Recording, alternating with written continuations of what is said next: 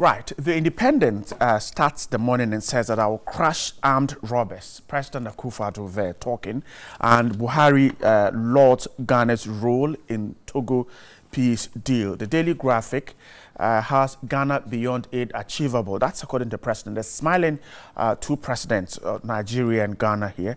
Our guest of honor, President Buhari of Nigeria.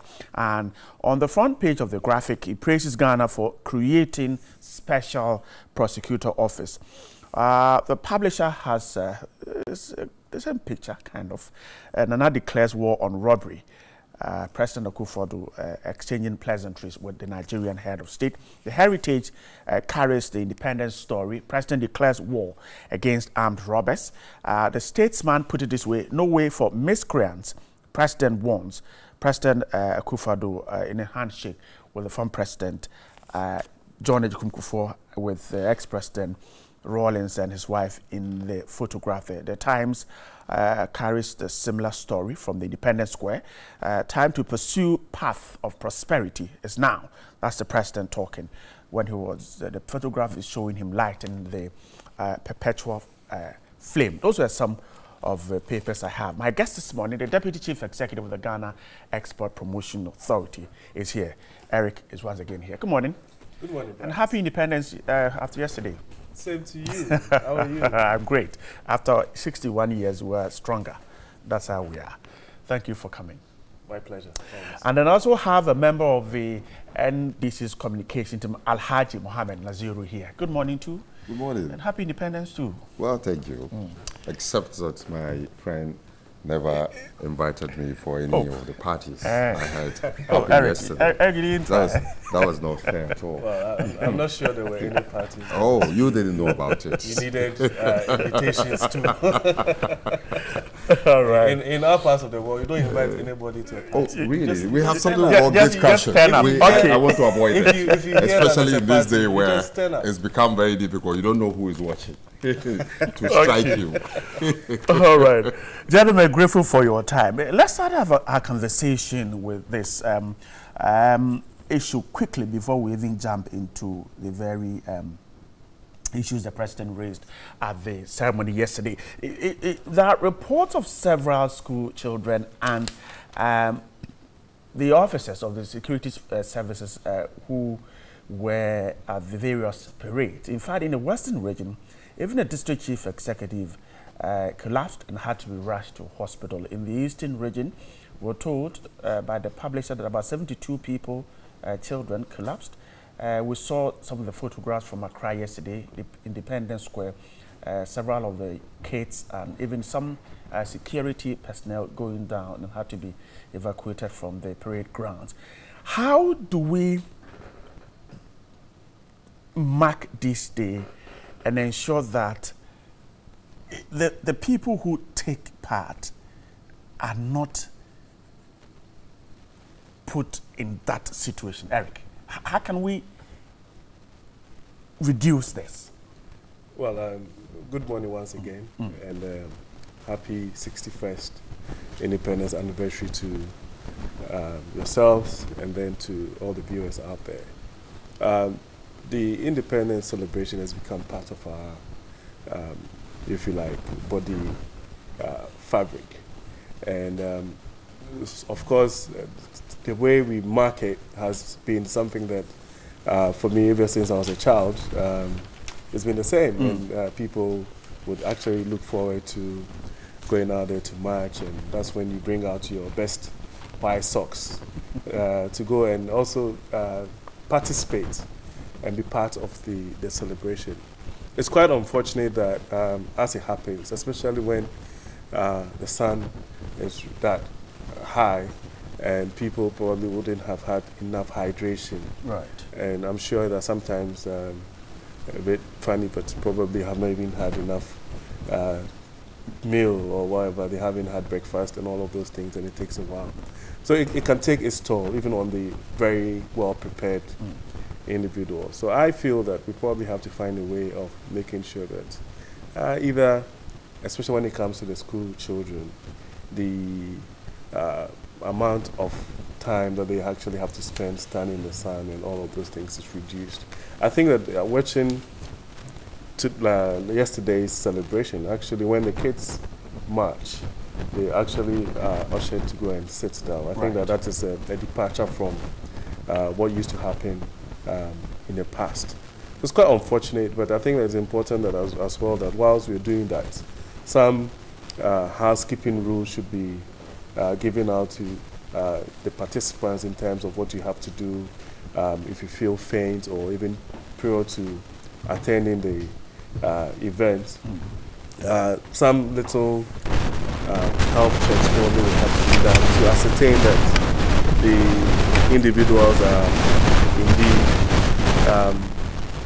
healthy enough to be able to partake in an exercise like that.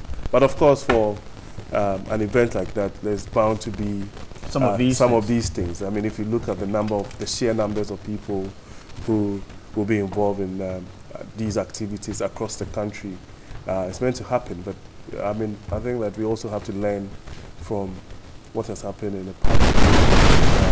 It's actually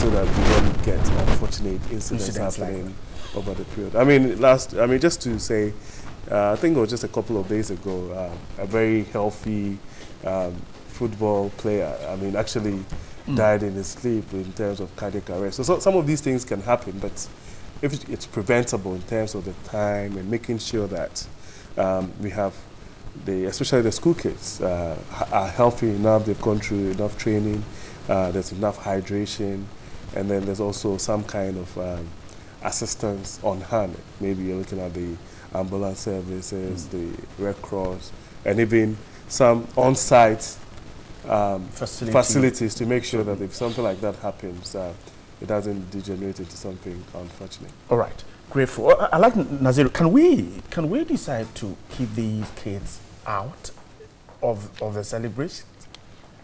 Well, we can decide to keep them out, except that that has been the norm.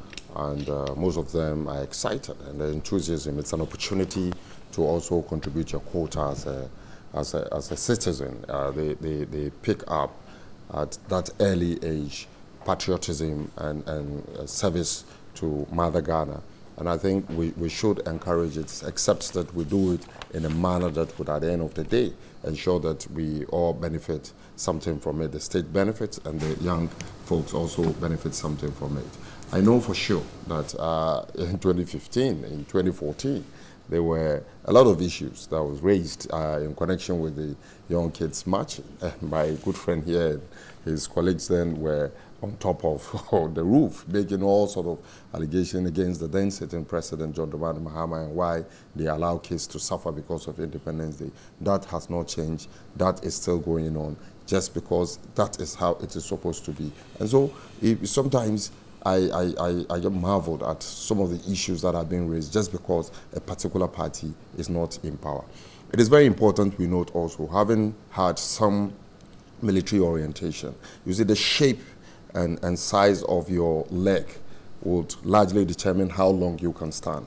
And that is the reason why in the military they are very particular about certain features of human body, so that they can recruit you in view of the nature of the job you're going to be engaged in. So subsequently, I would like to suggest that we get professionals to also, integrate with the school authorities to determine and select which of the people can take part. So some schools have cadet corps, and so maybe that should be an advantage. Certainly, some schools have cadet corps, yes, and with the cadet, I know they take into cognizance most of these issues, and they make sure that you fit certain criteria before you can be adopted. That's what I expect in the future we should look at and ensure that all the kids who are coming there will leave peacefully as they came and not get themselves into any serious problem that would end up making it, disadvantaging them for partaking and showing their patriotism. Going forward also, it is very important that we look at it as a nation to see how we can shorten. I think it was during from President Mills's time that we had one of the shortest independence parade. And it was memorable. I think we should look at making it as short as a quote so that other activities would go alongside it to make it still memorable as we expect it to be. Eric, give me just a word or two. Is the marching necessary now? No, I think it's necessary. It's necessary because it's something that, like I said earlier, we're sort of used to. Of course, I would agree that if certain things can be put in place, excuse me, to make sure that these things, even if it does happen, they're taken care of. They're taken care of. I mean, my brother here couldn't resist the temptation to take a swipe at me. I mean, you remember that we started on a very, light-hearted note, and then all of a sudden, I mean, whilst we were talking about independence, he couldn't resist to mention the name of the NPP. I mean, this obsession. Didn't mention the name of the NPP. This obsession with NPP. This obsession with the NPP should stop. I think that you have enough. Really? No, yes, you have enough. You have enough issues within your own. Eric, I think give me a word or two. You've given about 10 words. Yeah. So anyway, so I'm sure that we can continue to make improvements, right. But to take the school kids out of the whole celebration, we'll take something out of it.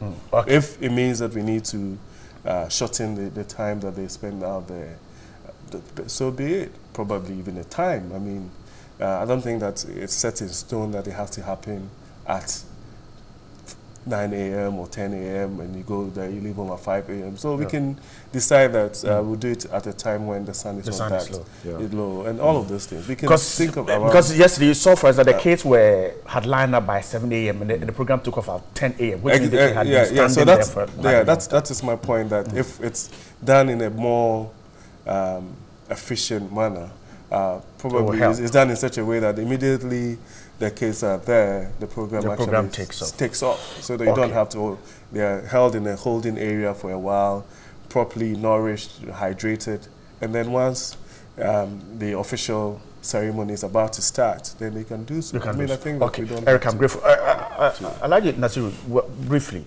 The marching, should we continue marching?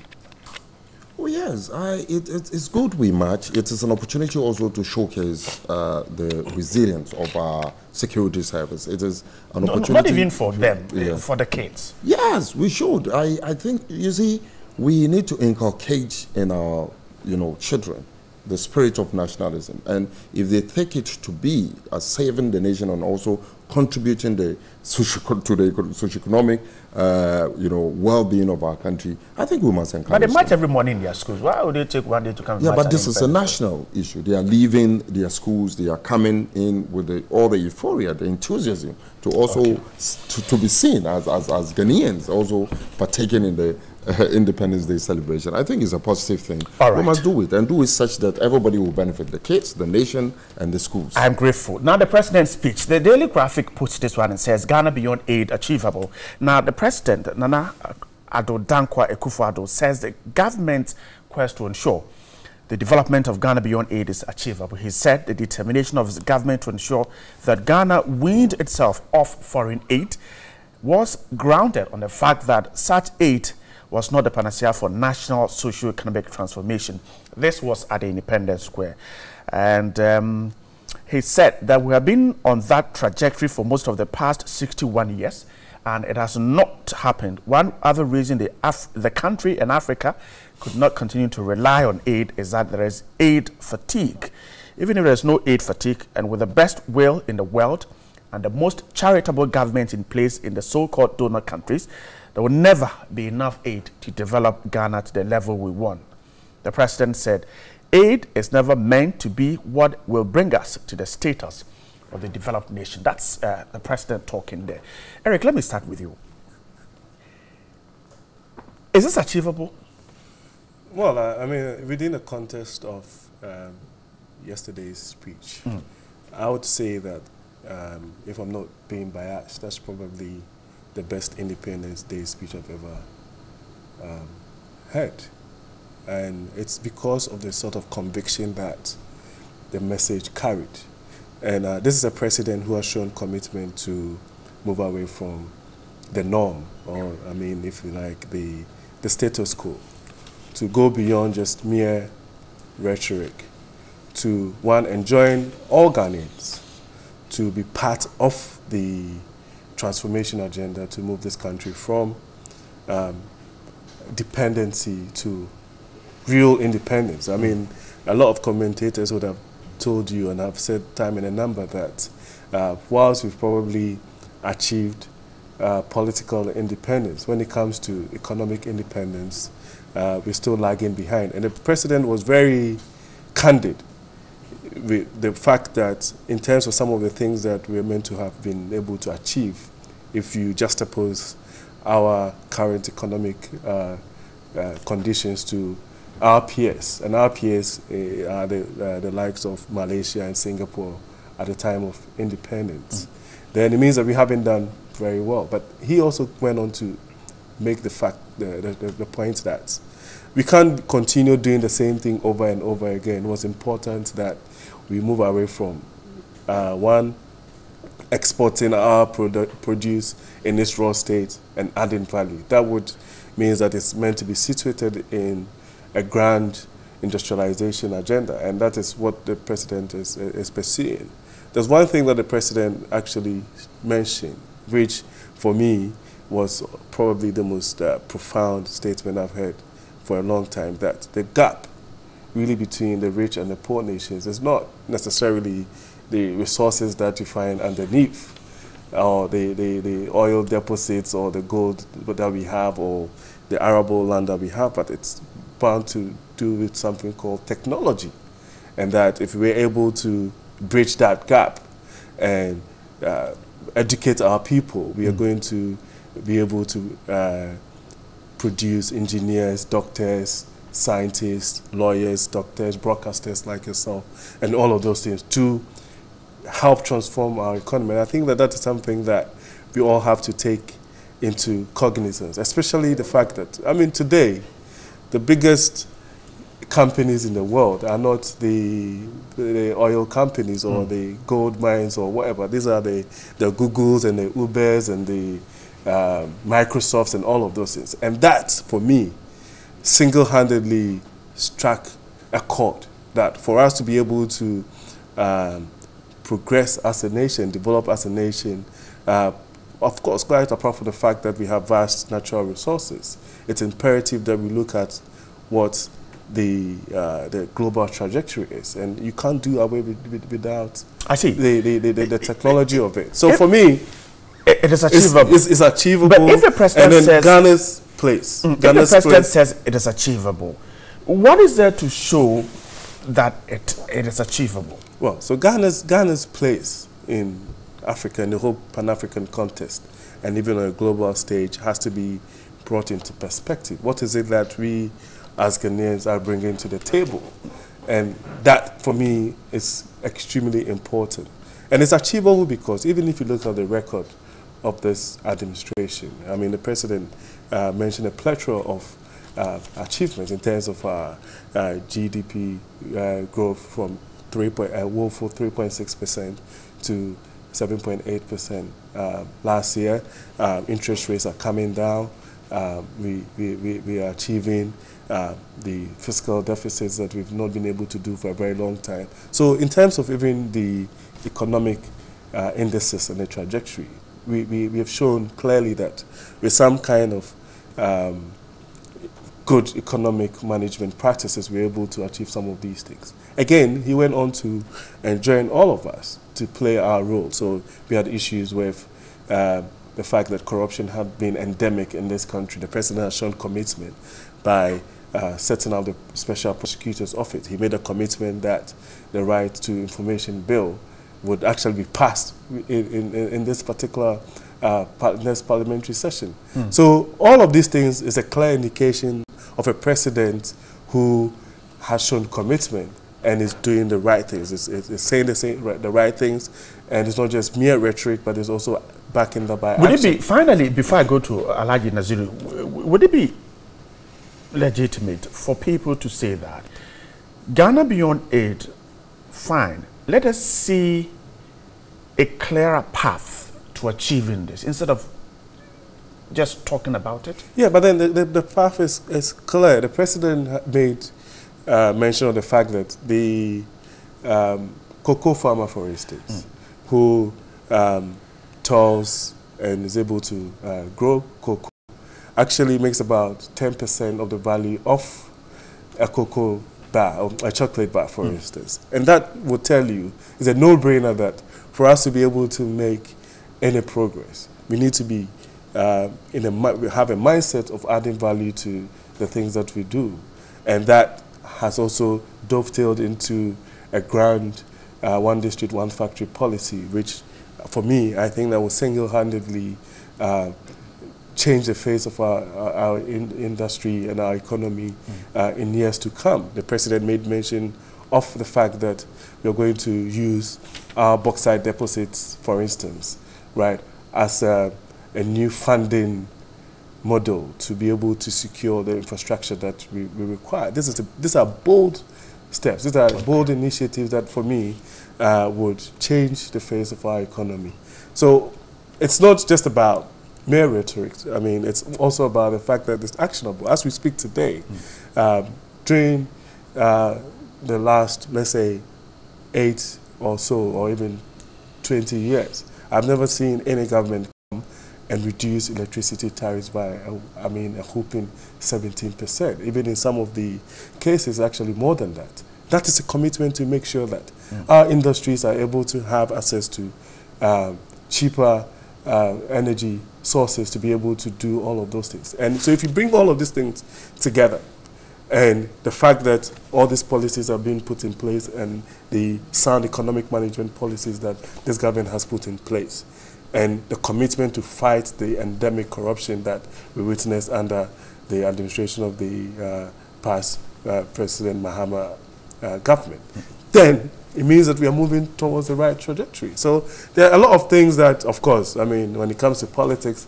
and Nigeria here is actually waiting for this opportunity. But the truth of the matter is that the average Ghanaian out there, right, has seen that there's a government that is showing commitment and all of this. You see, and one thing, just to wrap Once up. you've invited our arguments, the NDC are suffering from an integrity deficit. You know why I'm saying that?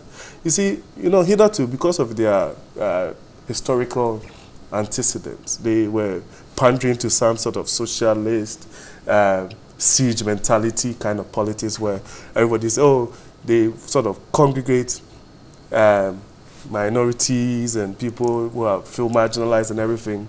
And so nobody likes us.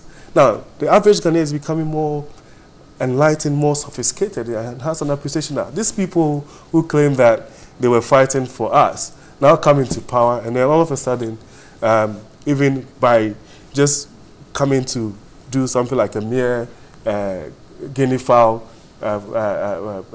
factory, they end up in Burkina Faso, and all we find is people buying houses in Dubai and buying private jets and grabbing everything left, right, and center. So the average Ghanaian now says that, this is a government, an MPP government, that actually is coming from an ideology that says that every Ghanaian should be given an opportunity, right, through fair means to be able to make something for themselves. Right, and that's why we are here today. And that's the reason why Eric, I'm grateful. They ended up with a woeful 44% or so. And if they don't change, and that's an admonition, they don't change. I think that even that 40% mark would be almost unattainable. I'm grateful, Eric, for your time. I like Nasiru. Now, this Ghana Beyond, is it achievable? Do you see this government putting, like Eric said, the indicators for you to see ahead that indeed a nation beyond aid is achievable?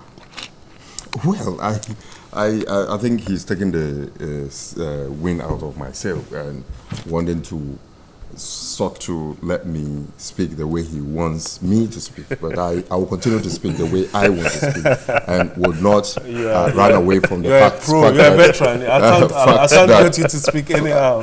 Yeah, thank you so much. Prepared notes. Thank you so much.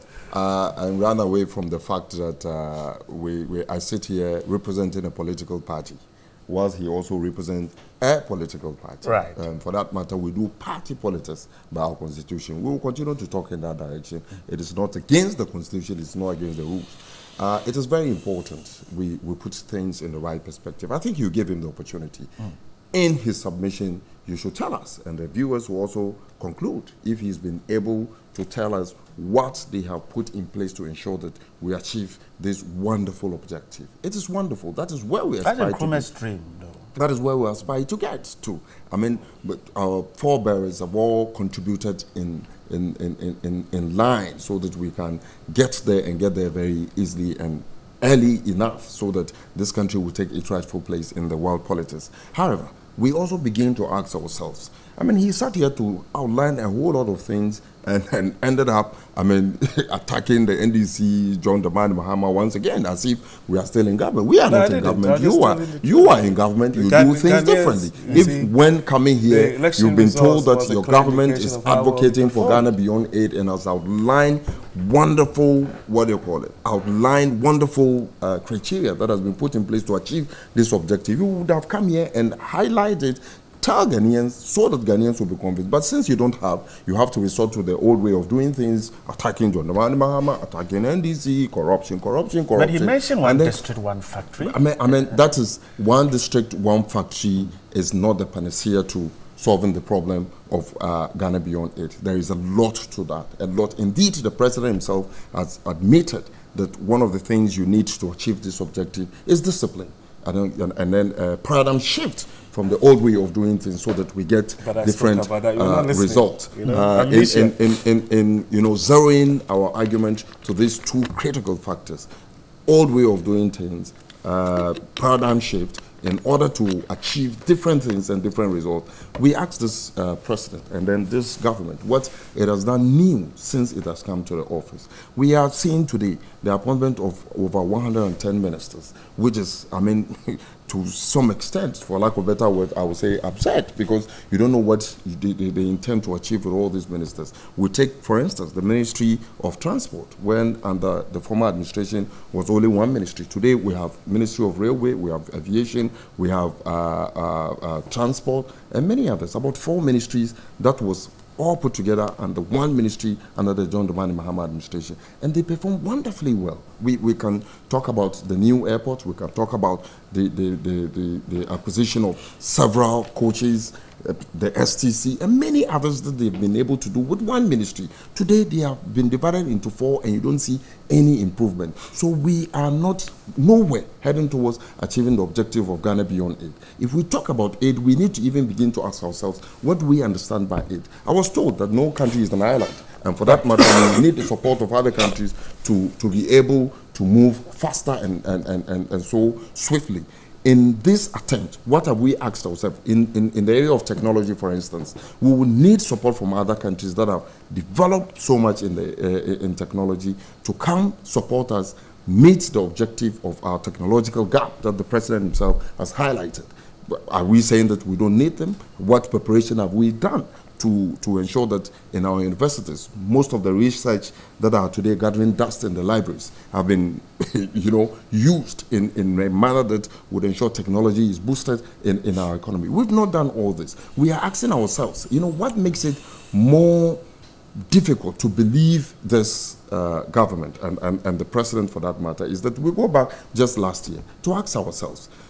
He said at 6 March 2016, that was, 17. 17, right. He said, we are going to build libraries in commemoration of our 60th anniversary. The committee that was put together confirmed that. I mean, they highlighted and showed that where they were going to build all those libraries. How many of those libraries have been built? This is a very basic question. Simple thing like a promise you made to Ghanaians, that a torch that was given to someone else to go around the country and bring it back on the 6th March 2018 was not done. I mean, very, very simple things have not been done. So that if you continue to speak to us and tell us that this is what you want to do, this is what you are going to do, that is not why we voted you in government. We voted you in government to do things practically, change things, make sure that you live up to expectation and the promise you give to the good people of Ghana. You can't continue talking. It is rhetoric.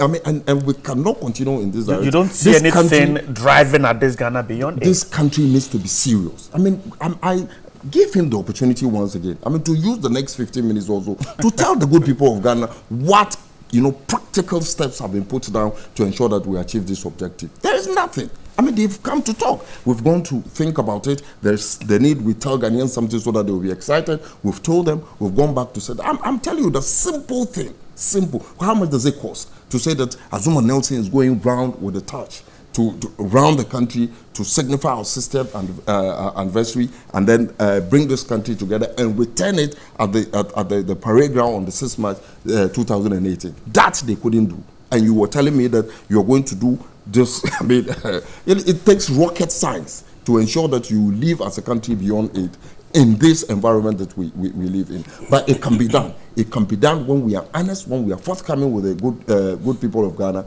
telling them to come in and support. Just like former President John Dramani Mahama has raised the issue severally, that look, the free education thing is a positive thing. We all believe, and indeed it's a constitutional requirement. But let us come to a roundtable discussion to ensure that it will be successful. And the people continue to refuse it. They would refuse everything that would ensure this country will move forward. Because at the end of the day, they have continually, I mean, from age long, traditionally, have been people who have not, believe in the fact that some other people, apart from them, can move this country forward. So they will continue to behave in a manner that would not make Ghanaians successful at the end of the day.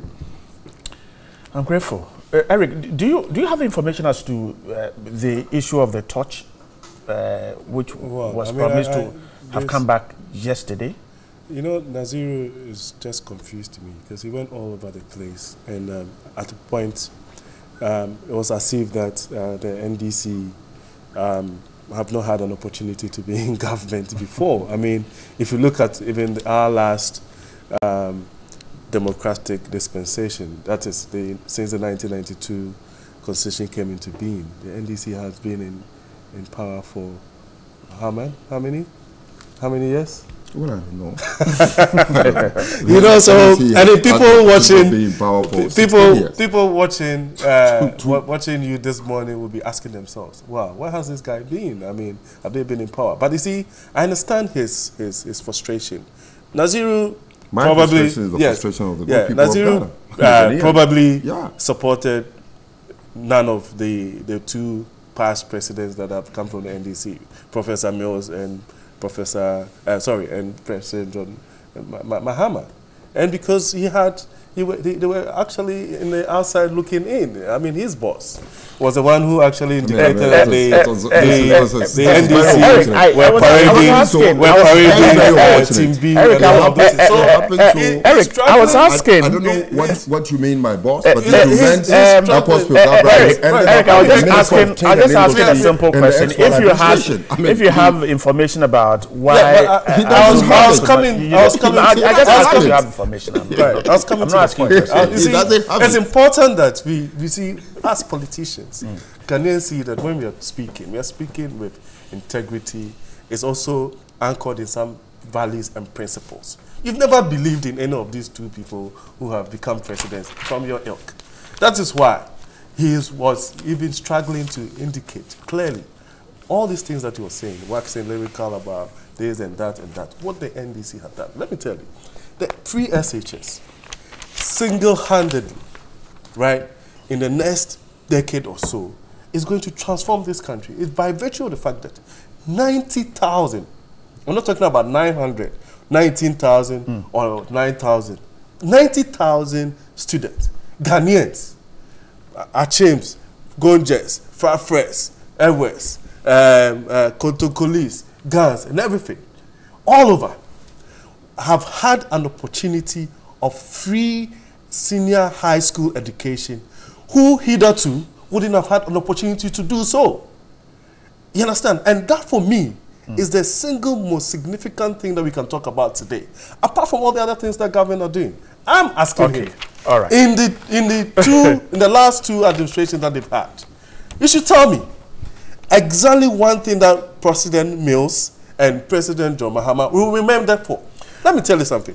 Under the erstwhile President Jacob Kufuor's administration, we brought something called the national health insurance. When that thing was being passed in Parliament, his people, his ilk, walked out of Parliament.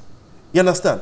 There's a new MPP administration that has come into town, and the president has shown commitment that he's going to do this free SHS. He has done it. And the criticisms that is coming from President John Mahama is not one of profound, if you like, interest or anything. If he says, let's sit down and talk about it. Because the point is that, of course, the president himself has conceded to the challenges with the system. What? Are you saying that we have to checklist, tick all the boxes before kids? You don't you do not think we need a national forum to discuss challenges with senior high schools? There's a plethora of platforms. You see, you have to look at it from the person that this thing is coming from.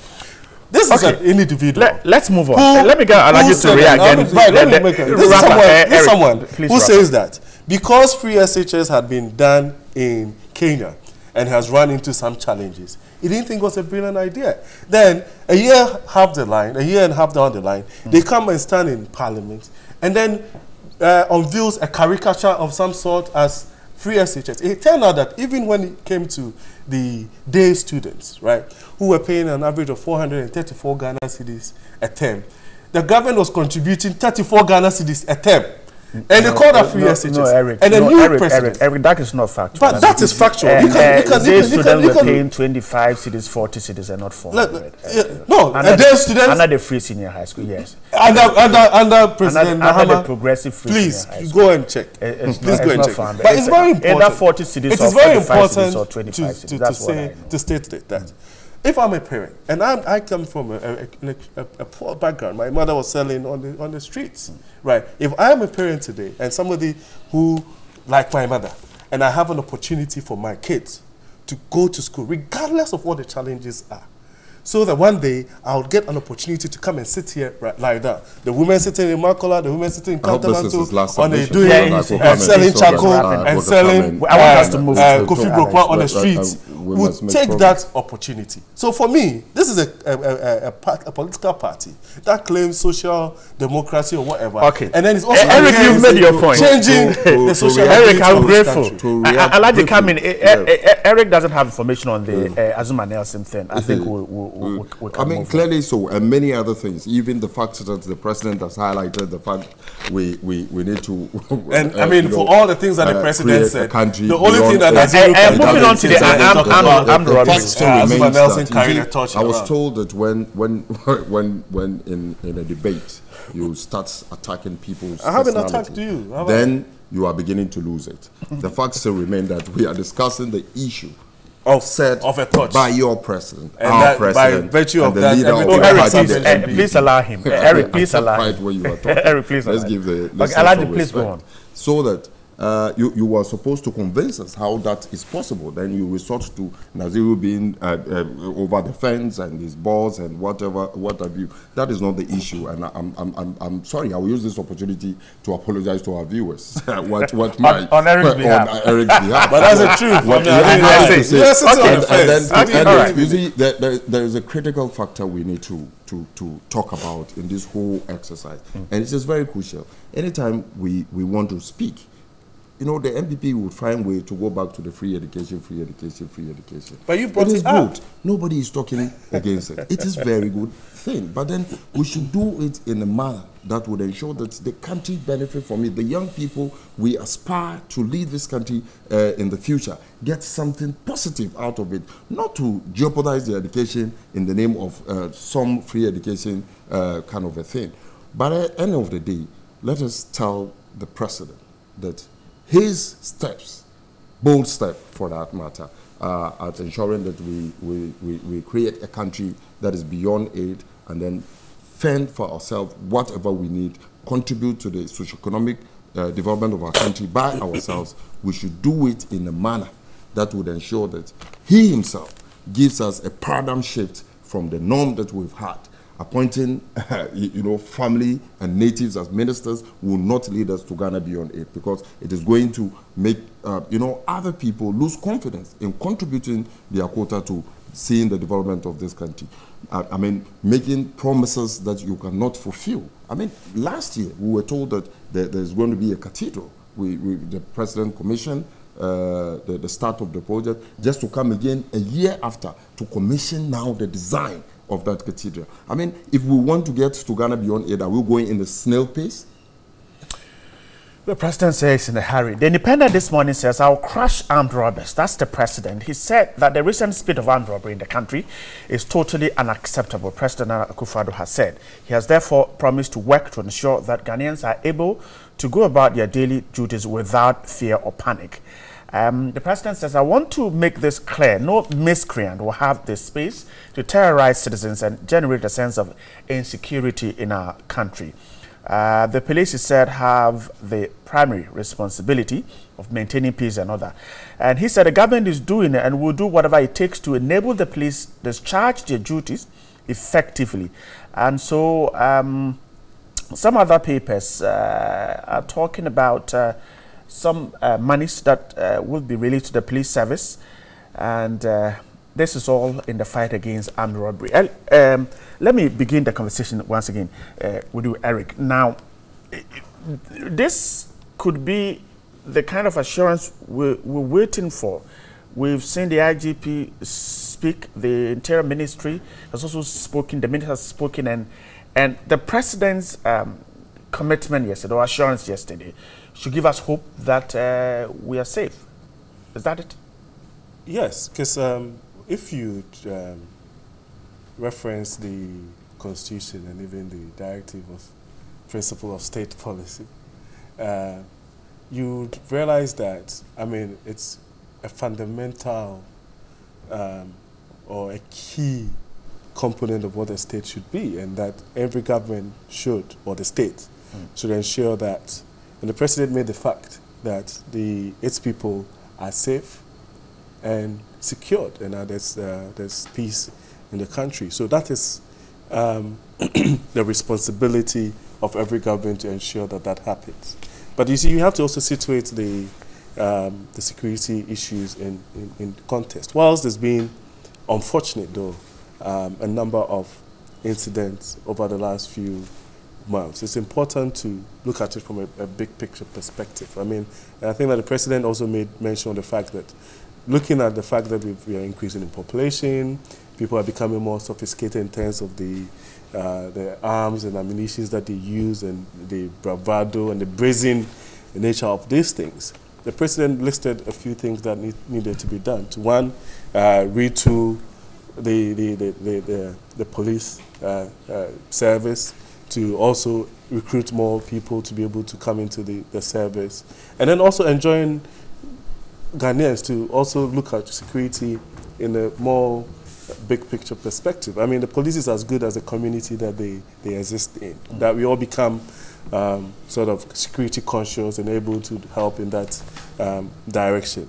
I will also say that, and that's probably be my pet peeve, that even with the small numbers or with the current state of the police service, we need to be able to think outside the box a little bit and deploy our men in a manner, and men and women in a manner that would be able to mitigate some of these things, right? And for me, that is something that can be done. I mean, not to criticize the police service, but I think that some of the methods probably need to be looked at, and then ensure that we have new ways of dealing with some of these things. For me, in terms of deploying men, we all know for a fact that some of these things happen in certain areas. We all know. You don't have to be a security expert to know where these things emanate from and the times and all that. So in terms of deployment, we need to think outside of the box, not be too binary in the way things are done, but so that we always keep the criminals and the miscreants, the president used the word miscreants, second guessing where the police will be. But I, for instance, if I drive through from here and going home, I can tell you everywhere there will be a police stop. And for me, it's not good enough. It's too predictable, right? So, I mean, if you have 10 vehicles, even in a certain part of the country, take all of them there, create a presence, spend 2-3 hours there, make the people feel secure. Nobody would know exactly where you be at any point in time, so that people would will feel safe. But we have a personal responsibility to also ensure that that happens. Okay, let me go, Alaji. Alaji, the president's assurance yesterday, after all these robberies and the Interior Ministry and the rest, this should be heartwarming. Well, in his assurance, did he say he's disbanded the number of vigilante groups that his party has created? Oh, did he say he's disbanded them? He's not said so. I mean, and that is one of the cause of the problems we are facing in this country. I mean, people have been emboldened, knowing very well that we can cause mayhem and say we belong to this political party. Leaders of that political party will come openly on TV and radio to support us and say that who dares touch us will see what will happen to him. I mean, to threaten no less a person than the National Security Advisor to the President. That do you know how these young people were made? Do you know how we came to power? And if you dare touch them, you would see what will happen to you. And nothing happened to those people. So people have been emboldened. They continue to do what they want to do. Nothing happens to them. So, you see, the issue is very clear. You take what happened under the previous administration, where we will have what we call the police visibility. I was just recently, being informed that those vehicles that you see in the various roundabouts, at the various intersection, traffic lights, have many other communication equipment in them. They have cameras, they can, code an area and nothing goes within that area without their knowledge. I mean, they have a lot of things in those vehicles. Where are they today? We don't find them. So if you tell me you're going to do something, different, you're going to enhance and ensure that we are safe and not just talk, you have to do something about it for me to see. The good people of Ghana, you see, it is very important we tell the President and the MPP that, you see, Ghana Beyond Aid is useless. Ghana, free education is useless if the good people of this country cannot live in peace. Peace is a requisite to ensure that we can build on anything that we want to get. So if we don't have the peace, we are not getting anywhere. It is very, very, very important the President and this government does something immediately with regards to the current situation we find ourselves in. Investors would refuse coming to Ghana. I mean, from where you are, I know you go to other countries to promote Ghana, and then you cannot go and promote Ghana and tell them that even police people who are supposed to protect us are under attack, are under siege. How do you expect them to come into this country with their money? They will certainly not come. So it is very important we deal with this security issue devoid of political coloration and deal with it as it is. Because when the criminals come, they don't come and ask who is NDC and who is MPP. They come and attack you and take whatever they want to take from you. When you go to the area like OEB, I was in a meeting yesterday, and we have to close the meeting abruptly because people say they live in areas that robbery is on the rampant these days, so they cannot go home late. I mean, this is how it's affecting productivity in this country. What we need to do, we must do it. We must get the collaboration of all. The security service have been demoralized. We can all see it. It is not by accident that the president will start promising them, some money after they've died, money for their families. And we ask ourselves, what have they promised the gentleman, the police ACP who was attacked, no less a place than the office of the president itself at the Flagstaff House. He was attacked by miscreants. The president saw the video. The national security advisor saw the video. President saw the video. Oh, everybody saw the video. The president saw the video. Why were they attacking the security personnel there then as those who shot the video and brought it out? I mean, so clearly, if they want to do something about security, they must start from their home. We want to hear the president say that from today, I don't want to hear anybody call himself or act as though he's member of the NDC, MPP and a vigilante group. I don't want to see anybody escape the judgment or the punishment of the police when it comes to what do you call it, crime or its related activities. So then we can be convinced and see the president walking the talk. All right, we've hit the top of the hour, 8 o'clock. I'm grateful, gentlemen, for your time with me here. Eric Chum is a Deputy Chief Executive of the Ghana Export Promotion Authority. He's a member of the NPP. And Alhaji Mohammed Naziri is a member of the NDC's communication team. We're grateful you send your comment, but John is here to read them. When we return from sports, we'll read them. Stay with us. We're back in a few seconds.